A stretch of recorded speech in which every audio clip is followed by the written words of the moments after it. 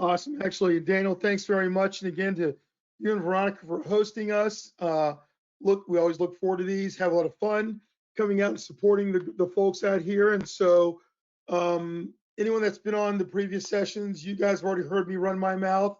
I am very good at doing that. I have a lot of fun doing it. But today I get to sit back in the audience with you because my partner in crime and also a member of our team and my co-instructor for our boot camp programs, Michelle Bull, is going to take you on a tour of a system that a lot of people have heard of. Fewer actually know how to use it. And she's going to empower you with some great information on understanding what FPDS is and how you can use it right now to be able to get answers to some very important questions, whether you're just starting out in federal contracting or you've been doing this for a long time. So just for a quick point of reference, Michelle is been with us now for 2 years, but she and I have about a 15-year history of working together. She puts up with me really well, like most people do. Michelle actually has experience as a federal employee. She worked for the U.S. government early in her career and then evolved from that into the business side, working for small businesses in a business development role. So that's where she and I met, and we've kind of grown up together, since then, doing things, building products like ethical stalking. But I'm gonna shut up now and let you guys hear from Michelle. You're gonna enjoy this, take some notes, and have fun. Michelle, it's all yours. Actually, you still have a little bit here. You kind of forgot about some of your Come on. that you added. I was trying to duck out. So, gang, so this program we're doing for you in support of the fine print program with NBDC is one we call Do You Know Government Contracting, or DYK GovCon for short. DYK GovCon is a hashtag we use that ties all of these different conversations together. This is all about information that we present based on ground truth. Now, let me tell you what ground truth is if you've never been in the military or the intel community. Ground truth is information that you can only acquire from actually being there, having been on the ground and experiencing it. Michelle and I bring that to the table. Collectively, we've got about 70 years in the federal sector between us. Don't ask me why she looks 30 years younger than me. I can't explain it, but this program is all about giving answers in a very fundamental way. One of the things that I tell folks all the time, ever since 9/11, this phrase, connecting the dots, has been pervasive in the regular conversation for everyone outside of the intel community. But I kind of grew up there too. My first 6 years in the industry were supporting the intel community. And that's a term that's always been used there. And what it comes down to is if the dots are the information you need to make good decisions, then you can only use those dots if you understand, one, where they are, and two, what they mean. And so this program is intended to give you some of those dots. We're going to show you where the dots are. We're going to explain to you what some of the dots mean so you can go use them right now. Now, last thing I'll mention is this. Little quick, detour from the normal conversation Michelle's going to have with you. There's a lot of information in federal contracting that may not be intuitive. And it's information that also falls outside of business development, but has a direct impact and influence on how you grow your business. These are the rule changes, the policy changes, regulatory changes that happen every day. And there's a couple I want to share with you right now to help you understand some of the things you're going to experience as a government contractor. This information we're sharing with you is coming from a website owned by the law firm Co-Prince Law. The URL is smallgovcon.com. And you'll see all the information there. They are the best government contracting small business firm in the country as far as I'm concerned. So if you're looking for answers to legal and policy questions, reach out to Steve Co-Prince and Shane McCall. They'll take good care of you. But here's the deal. This first update is about a final rule that goes into effect to limit the use of what is known as LPTA, low price technically acceptable rules for procurement. And what this does is for everyone except DOD, it's really difficult for these agencies after February 16th, so a few days from now, to invoke LPTA for procurement. LPTA for a lot of companies, most that I know, is a pain in the tail. It is something that it's a hard pill to swallow, and we refer to it as a race to the bottom. It's being diminished in how it can be used. So I urge you to go take a look at this rule, understand how it impacts you based on who your current or prospective customers will be. Next up, we'll talk about 5 things you should know if you are involved in going after certain types of contracts or contract vehicles, like some of the upcoming GWACs, CIOSP4, or the government-wide multiple award contracts like Polaris.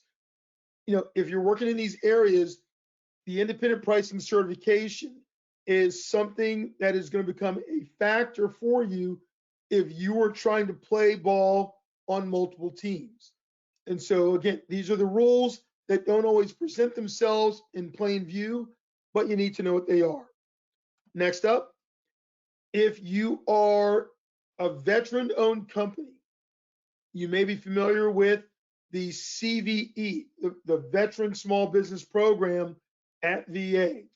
One of the things that has come up recently, and this is one that Michelle knows will make me smile every time, the VA is effectively with this rule telling you and GSA that we do not implicitly trust your pricing on a GSA schedule. Now, here's what this means. One of the benefits that has been around for a long time for the GSA schedule is that GSA has effectively told every agency that the pricing on the schedule is already determined to be fair and reasonable, which means that a contracting officer does not have to go back and do due diligence to validate your pricing as fair or reasonable. But years ago, DOD said, that doesn't work. And literally 14 years ago, they took it off the map. They said, not going to happen. Now VA is doing the same thing. Just because a service-disabled veteran company has a GSA schedule and GSA asserts the pricing is fair and reasonable, VA doesn't have to use it. They can choose to do their own price determination. So this now, if you're running out to get a GSA schedule, think about it first and look at how the agencies are using it or not before you make that decision. The last one, if you've ever been exposed to a reverse auction, so the only thing on the page here, worse than LPTA, is a reverse auction. This is the true race to the bottom. This is the type of bidding that looks like eBay in reverse. Instead of bidding up to win something, you bid down to do it. And it's been under a lot of controversy for years and years. And the government is finally going to put some strength around the policies and regulations, because it's been like the wild, wild west. I mean, to the point that companies that provide these services, some of them have been debarred over the years for improprieties. So I would take a look at all of this information here. The URL again is www.smallgovcon.com. Smallgovcon.com, and that's a blog for co-prince law. They don't sell anything on that page. It is strictly their insights and opinions on policies, rule changes, and legal actions. All right, and I think, am I done now, Michelle? You're done now. All right, gang, I'm out of here. Guys, enjoy. See you, Michelle. See ya. Okay, so the heart of the matter here, FPDS NG, what is it? My opinion, it's basically one of the most critical pieces and tools that you can use for your market research and strategy development. What it really is a central repository for all government, well, not all, government contracting reporting systems, and we'll get into who is or isn't included in that. But what it contains is a plethora of information. When you think about market research, you're often asking questions like, who's a viable customer for me? Do they, does the customer that I think I want to be working with, do they even buy what I sell? If they do, how do they buy what I sell? Who are they currently selling it to? Could that be my potential partner or straight up competitor? How much are they spending on what I sell? All these questions go into our strategy development and market research. FPDS NG and even just the ezSearch is going to help us answer every single one of those questions and so many more. Couple key things. I mentioned not all agencies and government systems have to report. Basically, all FAR-based agencies are the ones that are required to report to FPDS NG. Now that said, there are some that aren't required that do it voluntarily, like Smithsonian. You'll see them in there, not required. They just report anyway. The other key thing to remember is you need to think of this is all historical.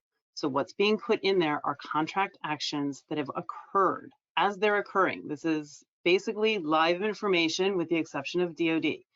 So all historical. You're not going to see market forecasts from agencies. Those are still just going to be on their websites, but historical contract actions. It does not mean, though, that you can't use some of this historical information to predict what some of these agencies are going to do in the future, though. So you can use it for some planning in the future.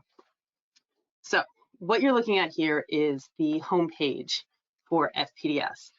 The first thing to note, you see the login over on the left. You can ignore that now.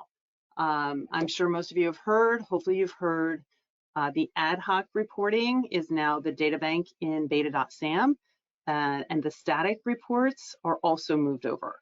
So for beta.sam, you still need your login, and all the notes on here about multi-factor authentication, you will need all that for beta.sam.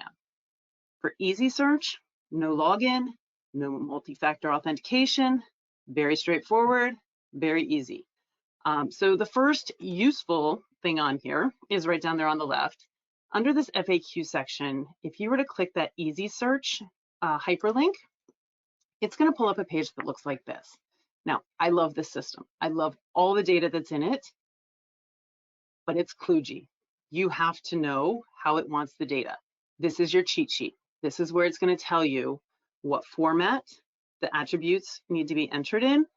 So sometimes when you get search results and there's a contract action in there related to a certain PSC code, and it comes up with 0 results, odds are it's because you put that letter as a lowercase instead of a capital.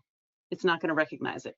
So this is kind of your sanity check. This is where you go to say, okay, is there really no results, or are these really the accurate results, or did I just put the information in there a little bit differently than what it wanted? So remember this little cheat sheet here. It'll save you some headaches. So what you're looking at here is a full picture of the homepage. You see there's a lot of news announcements about what's actually happening with the system, with the transfers to beta.sam. But over here, as you scroll down the page, is more, for me, useful information. National interest action codes, these are assigned anytime there is a natural disaster declared at a federal level. They're assigned to these codes where then if you go into the system, any purchase that's made to support these disasters are associated with these codes. So if you're a company that sells PPE and you want to know what agencies are buying this, you could do a search just under P20C, which is the one associated with the pandemic right now, and see what agencies are spending the money looking for what it is you sell. So just things like that are going to be on here. It's going to tell you not only what the code is, but how long it's valid, if there's been an extension, some extra information here. A lot of the stuff in the tabs that you see up at the top of the homepage, not as relevant as they used to be with the transfer to beta.sam. So, kind of what I've shown you is really most of what you're going to use, to be totally honest, until you get to this nice little box, because here's where you're going to run your search query from. So before we actually show you what a query does, let's take a look at what it's actually looking at. So like I said, in the system, this is a repository of these contract reports. So a contract action report is also known as a CAR, and what the initial query is going against are all these attributes that are actually all the pieces of information in this CAR. The CAR itself contains over 130 data points, including one of my favorite, this description of requirement. Sometimes not so useful. It's whatever the contracting specialist wants to put in there to describe why they're making this particular action. So sometimes it's just going to say software development. Okay, not so useful. Sometimes it's going to like cut and paste pieces of the SOW and put it in there. Sometimes it's a modification to an award and explaining that they've expanded the scope or de-scoping or adding some funding, and you start getting a picture. You pay attention to all the different modifications and what's in this description of requirement. You can piece together a nice little story about what's happening with that particular contract, with that piece of work, with that vendor who has the piece of work. Excuse me. So lots you can do with that if you pay attention. A lot of people don't really pay attention to it the way you should. So just food for thought, and we'll look at the CAR a little closer later. So when we do our search, the results page, and we'll see it in a minute, shows an initial result showing the 19 data points on the screen, and then access. There's a hyperlink that gives you access to the CAR, the full CAR itself. There's also an option on the screen to use an advanced search criteria, which takes a look at about 90 other, or a full 90, not 90 other, but 90 advanced, 90 other attributes. When you go to export, it will only export 25 of those data points. Now, that doesn't sound like a lot, and you're like, oh, well, maybe that's why I need to go into beta.sam and do ad hoc. Hold that thought. All those questions I talked about in the beginning, most of those are answered with single-digit number of attributes. You'd be surprised how many questions you can answer in those 25 data points. And we'll take a look at some of that later as well. So when I talked about the real-time reporting and I said DoD was the one exception, DoD is subject to a 90-day delay. This is for OPSEC reasons. Just like I'm telling you that we can piece together this story about a certain award or a certain piece of work, well, so can our adversaries. So can the people that we don't really want to piece together that story. So DoD delays all of their entries by 90 days so that if and when somebody decides to start piecing some of that together, yeah, they're 3 months behind the curve. Buy us a little bit of extra time there. So DoD delayed. Everybody else is usually at least up to the day, if not the minute. So let's take a look. When we do a search, this is what our result page is going to look like. And we're going to go through this and kind of take a look at both the functionality and get an understanding of what some of this information is that you're looking at. So I like to think of that right column of options as kind of my sorting and tracking column, my help there. So this search criteria box, this is where I'm going to see exactly what these results are representing. I will tell you, as you go and you play in the system, and you might start with an initial search, and then you're going to start adding some attributes or trying to filter on something. And yeah, sometimes you kind of lose track of what you're actually looking at. So this is your sanity check. Let's double check and make sure that what we think we're searching on, we really are. So here's where it's showing our criteria. It's also where if we accidentally added one and we didn't really mean it, you can click on that X to the left of it and get rid of it, and you won't be searching on that specific attribute anymore. If we look down in the next box, this is going to sort how we're looking at the results. So the most common one that I use is the date signed. So most of the time I want to see some of the more recent activities related to my search.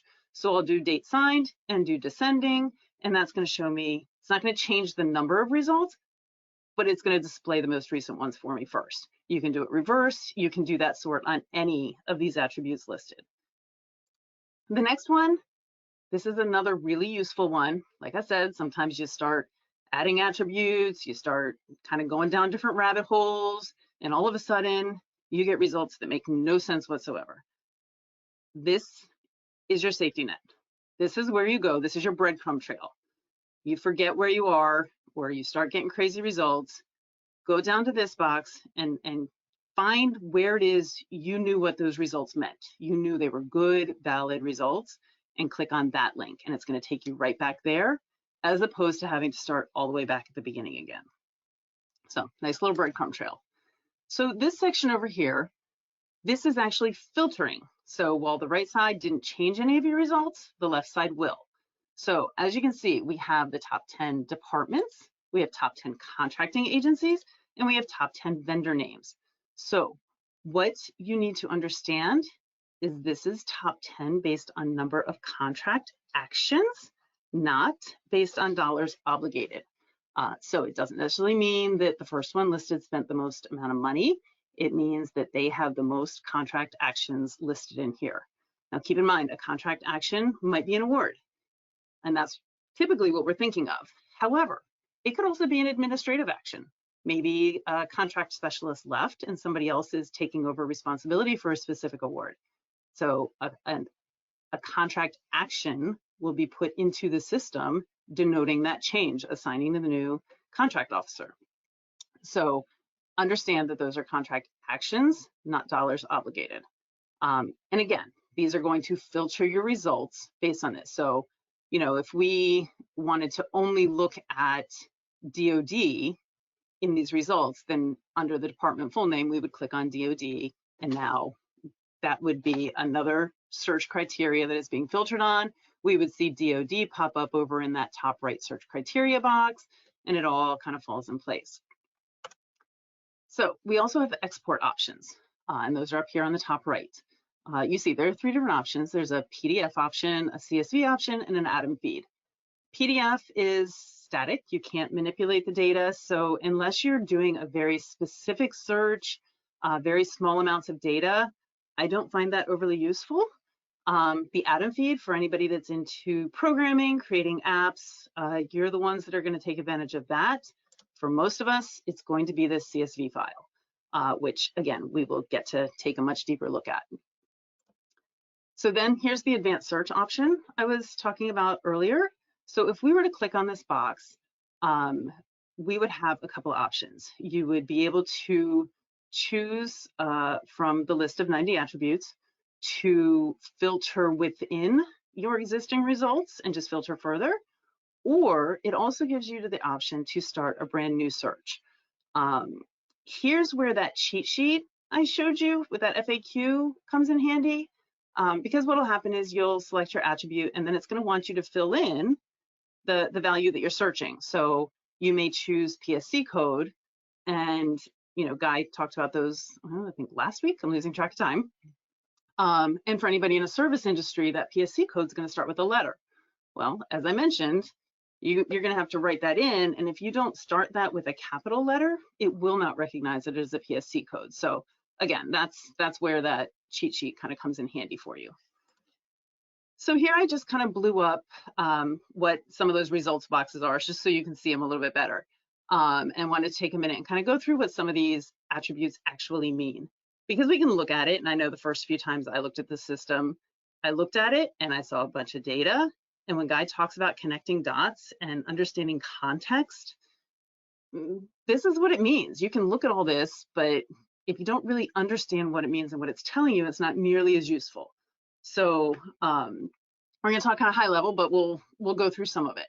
So the very first row tells far more than what you think it tells you. So that award ID, the number associated right next to it in that blue hyperlink, that is called the PIID, the Procurement Instrument Identifier. Fancy government name for the contract number. Got to make it complicated.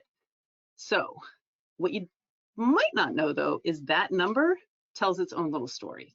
So if you look at that number, the first 6 digits, if you've listened to any of Guy's presentations in this series so far, you've heard him refer to the DODAC.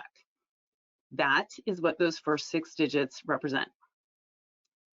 The next 2 are the last 2 digits of the fiscal year that this award was made. So this award was initially made in FY19.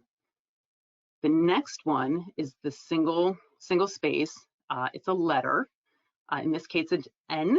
This is the type of instrument. So in this case, it's N. That represents a notice of intent to purchase. If it were an A, it would represent a BPA. If it were an R, it would be an RFP, a Q, RFQ. And there's a whole table that'll show you what every single one of these mean. You'll never see an I or an O because those could get misrepresented for a 1 and a 0. So those you'll never see in there. But if you know that that's an instrument, then even just looking at the number, you know part of what the intent of this award is, or the notification. And then those last 4 digits, all those are a 1-up sequential.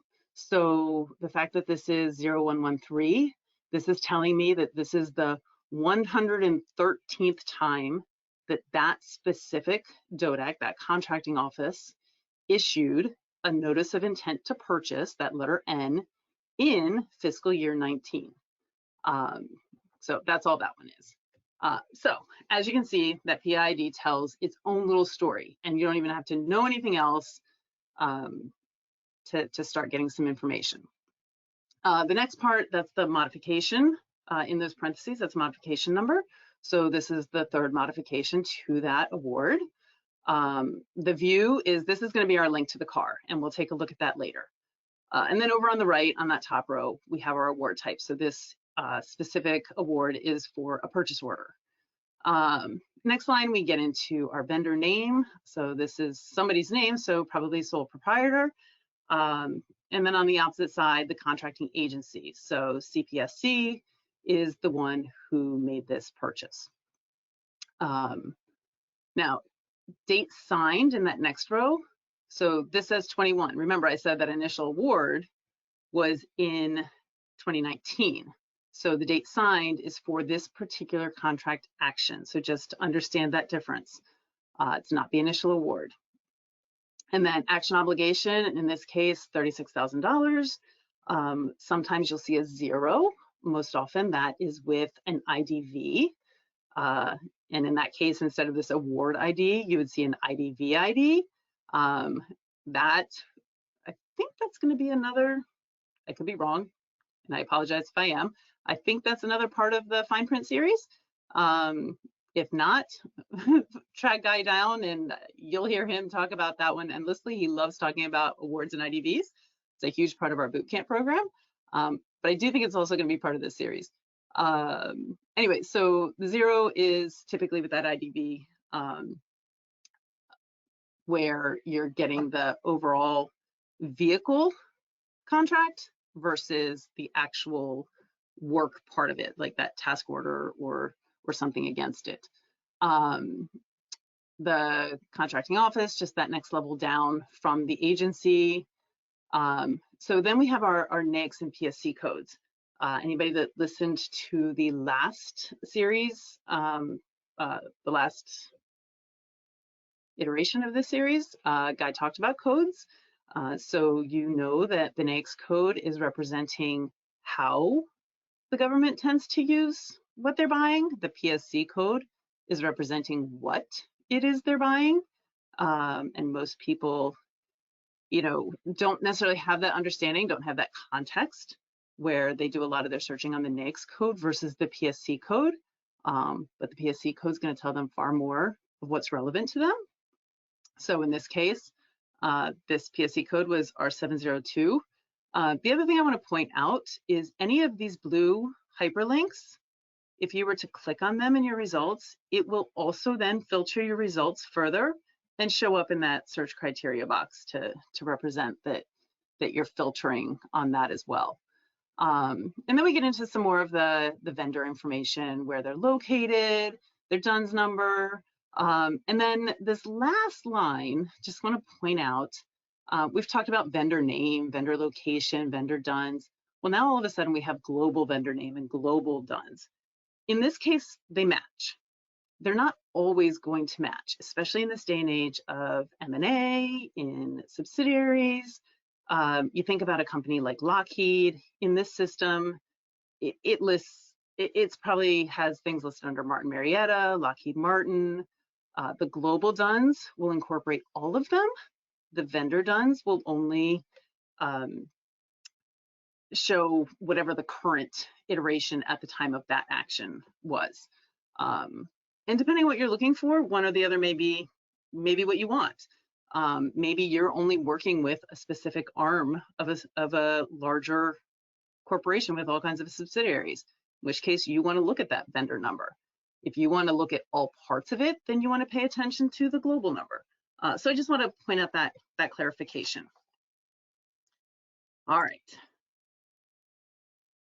Guy, I don't want to deprive him. He has way too much fun talking about the car and all the information that can be in here. So I'm going to let him have a little bit of fun with this, and then I'll pick back up after. So take it away, Absolutely. Guy. Hey, thank you very much. So, gang, this is a quick tour of really the heartbeat of all the information you're looking at in the FPDS ezSearch. The car is the transmittal. This is the actual information conveyed from a federal agency to the FPDS system. So I'm going to show you very quickly just some of the information that is in here, so you understand just how much depth there is. Now, again, you can't export this information as it is. You only get 25 attributes. Michelle will show that to you when you get into the export piece, but you can manipulate your query based on much of the information you see in here. So if you start at the top, you'll see the first section talks about the transaction information. What they're telling you there is what type of an award was used, what is the status of that award, when was it prepared or modified, and then who was the user. Usually a contracting officer, contract specialist, or procurement technician. The next section, the document information, gets into the identification of the agency, the instrument that was used, the contract, purchase order, BOA, BP, whatever they use, it'll tell you in there effectively what was used and what is the number that was assigned to that award. It'll track modifications for you. If it's a DoD acquisition, you'll see transaction numbers in there.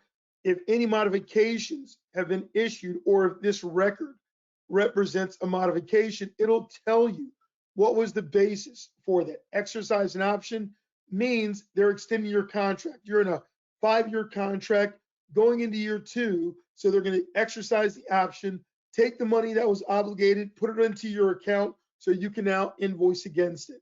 So that's what it's showing you there. Next up are the dates, and again, they're pretty self-explanatory. When it was signed, when the performance period starts, and when they expect it to be done. On the right side in that section, you've got the amounts. This is kind of fun for Michelle and I, because a lot of folks see these and don't understand why the numbers or how the numbers can be different. So the quick explanation is that the action obligation is the dollars involved in that transaction that day. So they issued you a $36,000 PO or order against the contract vehicle. That's what shows in that first box. The total is going to be the total value of the contract with that adjustment in mind. The next one is the base and exercise options. Again, if it's a multi-year contract and the addition of that contract will take it to $10 million, but you're in the second year, and so you've only got $4 million of those dollars. It's being allotted to you $2 million a year over 5 years. That's what the base and exercise option shows. When they show that option, the base and whatever's been exercised so far will show up in the current, and then the total value of the contract based on that change will be in the right column. The last one is the base and value of every option on the contract, whether it's been exercised or not. Now, what's interesting here is for this one, it looks like they only did a $1,000 base for some reason for this contract, and then they're adding 36,000 to it, and then there's 189,000 is the grand total value of the contract. So it's a lot of information, but just kind of helping spell this out. The next section, and I'm not going to do detail on every section, but I want to just highlight a couple of these because these are some of the things that I've already talked about in my previous sessions. The next one, purchaser information. If you look at what it says on the left side, it says contracting office agency ID, and then it says contracting office ID. Look at what that number is, 613206.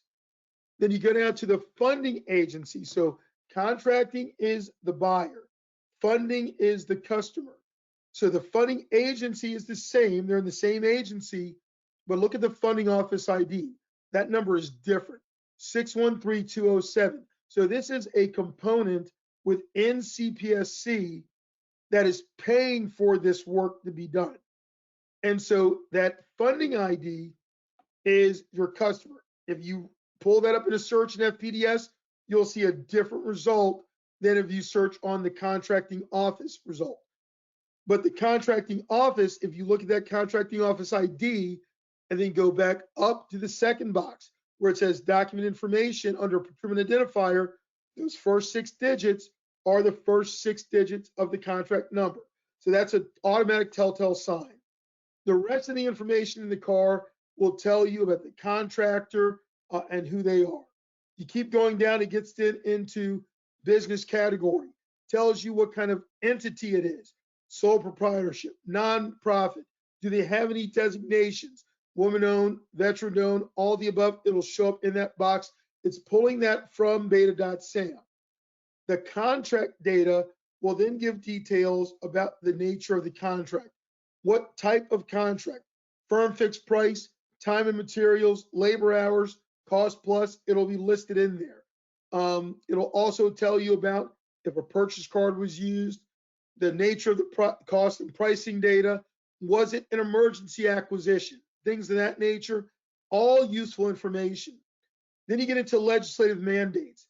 You'll hear things like Walsh-Healy, Klinger-Cohen, labor standards, Service Contract Act. It tracks all of those. Each of these is a filter that you can apply to the searches in ezSearch to include or exclude certain criteria. The place of performance, principal place of performance, is the place where most of the work will occur. It could represent the vendor location. It could represent a government agency location. It could represent another location, but it'll be listed there, and that's where most of the work is going to occur.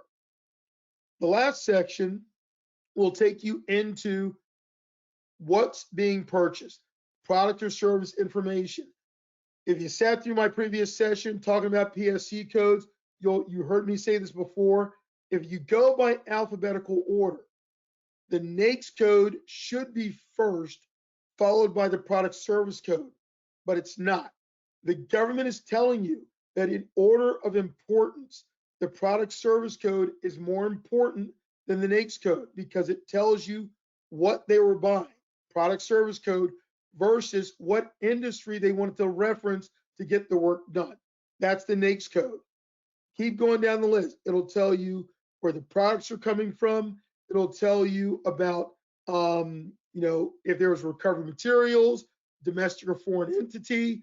And then the key one, which is Michelle's favorite, is the description of requirement. Sometimes you get a snapshot like this. Sometimes you get a novel. They will use every character in that box to tell you a story, and it's a wealth of information. Next up is competition. You'll notice in this one, and I talked about this, and I'll talk about it again, simplified acquisitions. If you look under extent competed, it says extent competed, not competed under SAP is simplified acquisition procedures. I'm literally building a new presentation right now on that topic that I'm going to bring to you guys again in probably a couple months. This is the proverbial low-hanging fruit. If you're in contracting or you're just getting started, don't overlook these types of buys. There's $25 billion being spent there every year, with about 16 billion going to small business. So just keep it in mind. The last section I'll talk to you about is at the very bottom. If the government makes an award to a company, one of the things that they will always do is designate if the company was a small business concern or other than small business. It has nothing to do with socioeconomic. Simply put, is it a small business concern? And that is also something you can filter on. That is a snapshot of the car. It's a lot of information, but this again is the information being sent directly to FPDS from the federal agencies. All right, Michelle. All right. So we've talked about where the data comes from. We've talked about what some of it means. How about what it looks like when we export it and what we can do with it? So, not sure if I mentioned, I'm an engineer. So I love this part. I love the data. I love spreadsheets. Excel is my friend. So when we use that CSV export, this is what we get. Now, I know I said I love spreadsheets. I know I love data. And technically all the information is right here, and I could sort and filter and do all kinds of stuff to manipulate it. But seriously, ugh, it's just a nightmare. No thanks. So instead, pivot tables for the win. Now, not enough time here to literally go step by step into how to actually do that.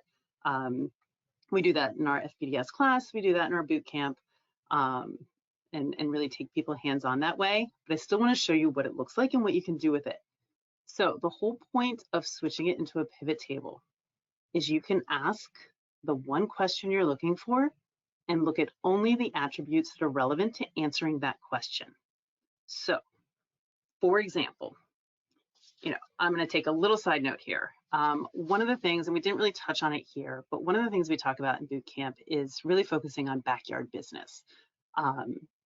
So for example, if you're a Nebraska company and you want to do work in San Antonio, you can absolutely do that. There is nothing stopping you from doing that. And right now, with everything being virtual, technically, it's probably a whole lot easier. However, it's not going to stay this way forever. And so some of the things you need to think about is, what does that cost you? Whether it's the travel time to San Antonio, whether it's the cost of that, the time in doing that, the time in trying to build relationships that are long distance, when keep in mind, there are likely 20 other companies that are right outside the fence of that agency that you're interested in, who don't have to travel, who probably see those customers at Starbucks when they just happen to swing by or very strategically swing by. The cost for them to do that and the time it takes for them to build those relationships is so much less that, it really is beneficial to focus on your backyard. So keeping in that theme, the search that I went ahead and did for the purpose of this was very simple. We talk about the number of attributes. The only search criteria I put into that query was place of performance, Nebraska, and I put a date range. So I basically started with the beginning of FY20 through last week. Only 2 criteria I used for these results. So based on the fact that the data being exported represents that, my first question is, okay, so who are the agencies doing the business in Nebraska, where that place of performance is in Nebraska? And here are the top 10. So all I had to do was choose to represent the contracting agencies, and I did take it one step farther, and I broke it down by whether or not it was service related or product related. Because the reality is, if I didn't include that, then those numbers might be a little deceiving. For example, here's also your top 10 contracting departments. So you can see, even though it says Department of the Air Force, Department of the Army, Department of the Navy, those are all technically agencies, which is one step down from a department level, which is all part of Department of Defense, represented in the top, totally expected that that's going to be your top spend department there. But you see some variations based on that. But what you can't tell in looking at this department table is how much of that is spent on services versus products. And if you're a company that does both, great, you don't care necessarily what that breakdown is. But I know the company that I used to work for, we were only service, we sold no product. So if I look down here and look at agricultural marketing, all of that was spent on product. Okay, if I just saw that listed in this department level, I'd think, oh, I probably need to take a look at them. No, not so much, because as I can see here, it's product based. So that's part of why we want to kind of make sure that we take a look at what industries it's being. That's not even industries. That's just service versus product. How it's being broken down. But again, this is much clearer than looking at the full spreadsheet there. So the next thing we take a look at is, okay, so we know those are the top agencies that are doing business in Nebraska. Well, who is currently doing that work? So what we're looking at here is these are the vendors. Again, kind of broken top 10 just so that we can display a variety here on the screen for you. But these are the companies currently doing the work. Now, I talked about backyard business. First thing you notice is California, Virginia. Oh, good, here's a Nebraska. And we start getting into a few more Nebraskas in here. But these guys, either they're the big guys and, okay, they probably have the bandwidth to do something nationwide, and they probably have local representatives, but a lot of times they're also looking for that local partner. So something to keep in mind and leverage that way. If they're smaller ones, that's good competition for you guys to realize that, maybe you can build that relationship and be that local support for them instead. If we look, sorry, I went through the rest of the list here as well in those top 10 agencies. And here you can see a lot more of Nebraska at the top, but still plenty of other states represented here. So something to pay attention to. Again, either a local partner or competition for you. But again, we're only looking at 3 attributes here: the number, the dollars obligated, the agent. I guess it's 4. Okay, dollars obligated, agency, vendor, and vendor location. So again, 4 of the 25. So hopefully you're getting a picture that, okay, we've already answered a couple questions here and we've used all of 4 attributes, 5 if you include that place of performance of Nebraska to begin with. So the next set of slides, okay, we can find out who the top agencies are that are spending money doing the work in Nebraska. We can even determine who, we already looked at who's doing that work, but what's far more relevant is what that work is. So this next slide is showing the product, the top products, product PSC codes being bought by each of those agencies. So you can see, kind of as we noticed before, agricultural marketing was a really big product focus, but all the others had products being purchased as well. These are those top product PSC codes.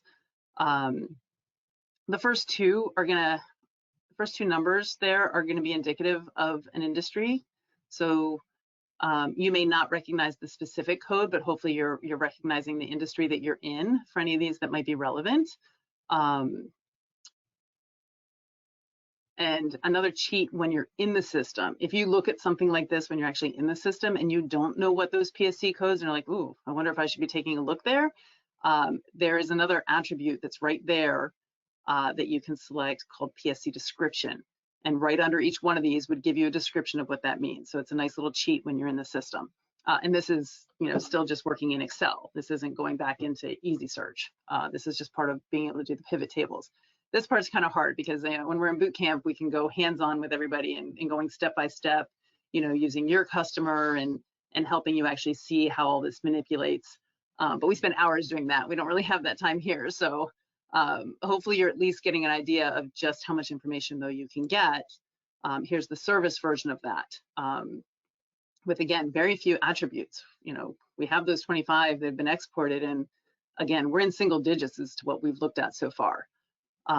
So again, hopefully you're recognizing at least the industries. You know, A is that R&D, R is a lot of management, professional management. I don't have a lot of them memorized, but hopefully you're recognizing your industries. If you're IT, you're going to see the D's and the R's, but definitely take a look. But you can see, you know, very easily, these are the top service spends for each of these agencies. Yeah, and Michelle, I'll add one thing for everyone. So if you have not seen my previous presentation about PSE codes, go check that out. It'll help make a lot of sense of what you're looking at right now. You'll be able to identify very quickly, you know, if your product or services, which of these relate to you. So, and again, just to point out, depending on, you know, if when we looked at that one slide where it was all the top 10 agencies and top 10 departments, again, if you didn't pay attention to whether it was product or service spend, you know, in our last one, we saw that for the products, it was agriculture up here at the top. Obviously under service, we're in more of the military and education, and the agricultural piece is much farther down the list in the spend. So you got to make sure that, you know, just because somebody says they're spending a lot in your area, that spend is relevant to you. And that's the kind of that context and connecting dots that people tend to forget. So I know we're running out of time, so I want to have a couple questions. So just to kind of wrap up, again, the whole point of this is there is so much information in there that very easily, again, we didn't log in. We haven't had to learn anything different. It's basically a quick search on a couple attributes and dump it out into a spreadsheet, and you can find out, you know, who's buying what you sell, who's doing it right there in your backyard, how much are they spending, how are they buying it, what industry are they using it for. That NAICS code, the PSC code is are they buying it, who's it being bought from, whether that ends up being a competitor or a teammate. And then when I talk about using that historical data to predict, you can also determine, you know, which opportunities may be upcoming because of expiring contracts. So look at the date ranges. You know, Guy showed you what some of those terms were in the car, and you can use that to predict where recompetes might be things that you want to be looking at, and piecing the stories and positioning yourself based on some of the information for all the modifications for the existing one. So unfortunately, we don't have time to go through every possible question, every possible answer, and everything you can do in the system, but hopefully you've gotten a pretty good understanding that there's a ton of information right there in ezSearch. We've all heard horror stories about, you know, trying to learn beta.sam and the transition, and none of that is needed for this. No need to pull your hair out. You know, the ezSearch really might be all that you need to do most of your market research. And that's all we've got.